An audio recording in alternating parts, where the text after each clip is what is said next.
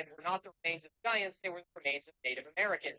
And so the Smithsonian, being a reputable institution, wasn't going to be like, here, random farmer in Iowa, why don't you just have these human remains back? The fact that anyone thinks it's a mystery is the most moronic thing I've ever heard in my fucking life.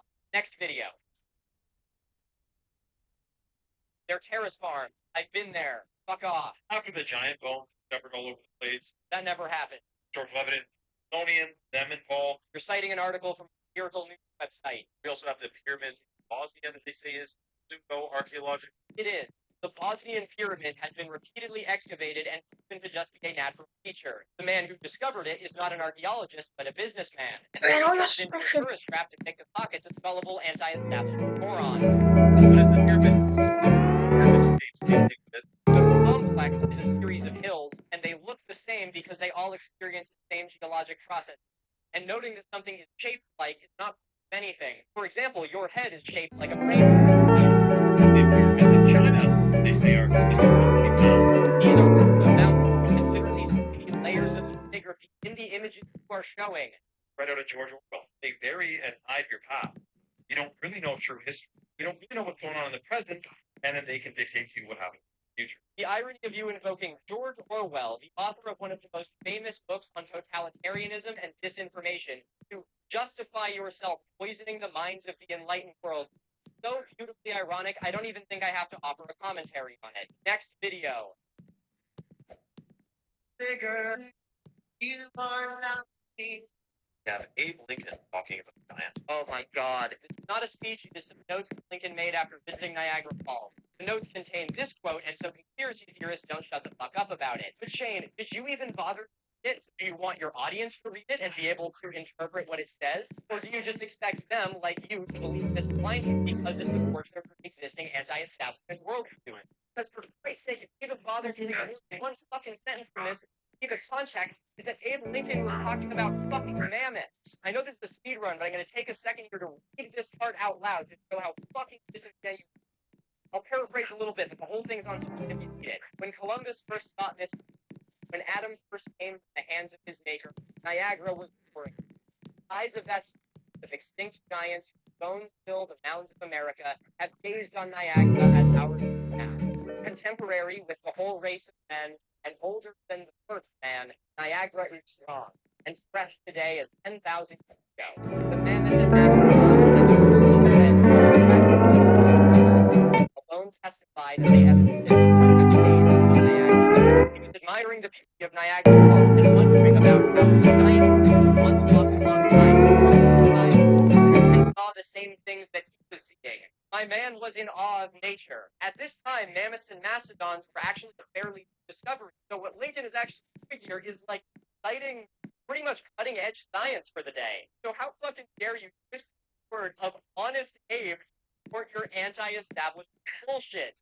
You have literally read check this, Shane. Holy fuck! For lack of due diligence, insult intelligence, and not a pure entire Marco Polo talking about the dragon. good for him. I've also talked about dragons. Next video. Discovery of ancient giants. Columbia raises an interesting question. The job of the newspaper is, say it with me now, selling newspaper. I cannot believe I have to explain this to you of all people. This was during the height of many giant.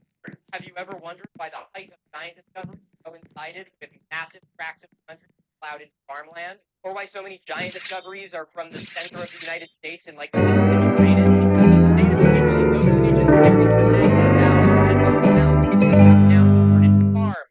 So these idiots collected the bones, made up big fish stories, and sold lots of money, and get their names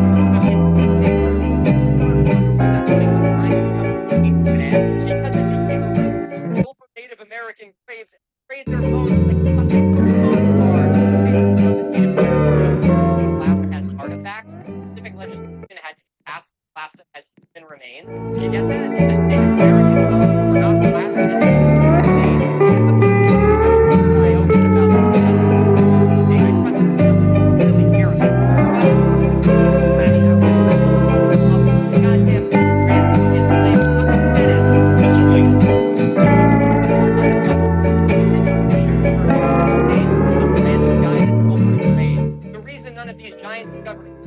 Shane, is because they didn't fucking exist. They were trying to tell me that every single science question was real, and that somehow and that's why you can't point at a single example of any of this today. And you have lost